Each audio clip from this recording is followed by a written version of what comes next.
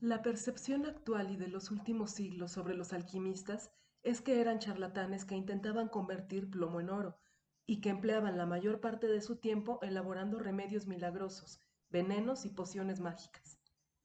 Es una antigua disciplina filosófica y forma de pensamiento especulativo, de tipo protocientífico. Entre los intereses de la alquimia figuraban las disciplinas modernas, la química, la metalurgia, la física, la medicina, la semiótica, el misticismo y el arte. Para entenderlo mejor, lo primero es saber qué es la alquimia. Es una antigua técnica cuyos objetivos principales eran descubrir una sustancia que transmutara los metales ordinarios en oro y plata por un lado, y por otro, encontrar los medios para descubrir el elixir de la inmortalidad. Todo esto se resumió en la búsqueda de la llamada piedra filosofal. Hay que recordar que una transmutación se define como la separación de las partículas más pequeñas de un metal y su recombinación en otro.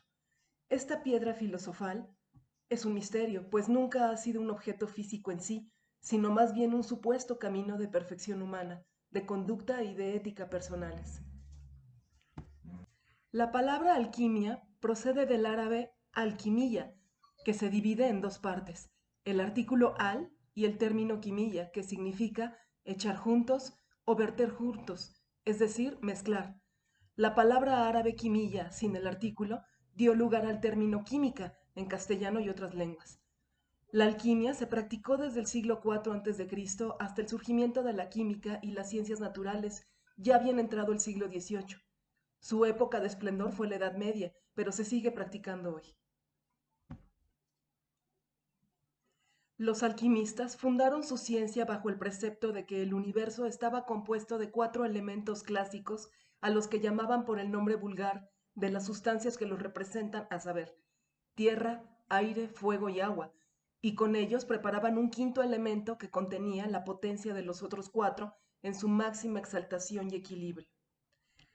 La mayoría fueron investigadores cultos, inteligentes y bien intencionados, e incluso distinguidos científicos como Isaac Newton y Robert Boyle.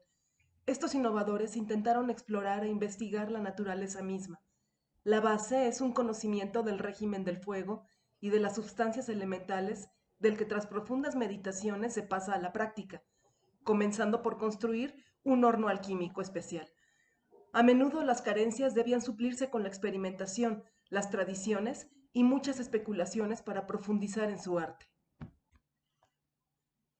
La teoría más aceptada es que la alquimia tuvo su origen en el antiguo Egipto, ya que era una ciencia aceptada y practicada por la clase sacerdotal. Se piensa que el alquimista más antiguo fue el faraón Keops, quien además es el autor del primer tratado sobre alquimia. Se sabe que también se practicó en Persia, Mesopotamia, la India y en China. Más tarde llegaría a Grecia y Roma, donde se fundaron escuelas por más de 2500 años. Con las primeras cruzadas, la alquimia llega a Europa, vinculada al esoterismo y al hermetismo, una disciplina fundada por el legendario Hermes Trimegisto, autor de la Tabla de Esmeralda, que fue un libro fundamental para el estudio y métodos de la alquimia, cuyo propósito fue revelar el secreto de la sustancia primordial y sus transmutaciones.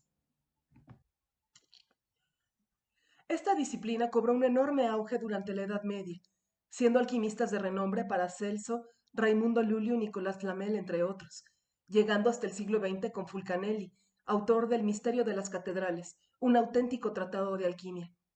De hecho, en el siglo XVII, la alquimia era considerada una ciencia más o menos seria.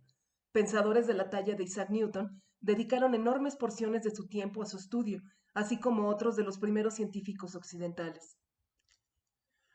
Podría decirse que la química nació de los apéndices de la alquimia tradicional, gracias a su reinterpretación a manos del racionalismo.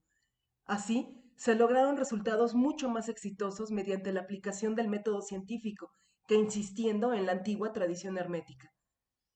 Con el nacimiento de la química, la alquimia fue relegada a un rincón de la historia de la ciencia o de la historia del pensamiento.